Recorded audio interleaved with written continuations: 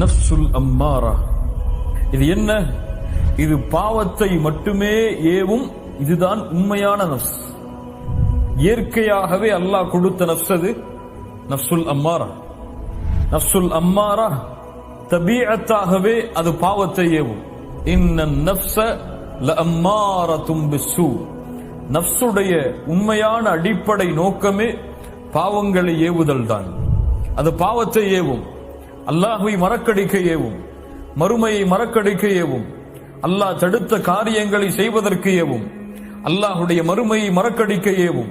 இப்படி பாவங்களையே ஏவிக் கொண்டிருக்கும் இது நஃப்சுல் அம்மாரா. யார் இந்த நஃப்சுல் அம்மாராவை கொண்டிருக்கிறார்களோ அவர்கள் தஸ்கியாவை கொண்டு இதை பரிசுத்தப்படுத்தவில்லை என்றால் வகத் ஹாப மன் தஸ்ஸாஹா. Download ShareChat.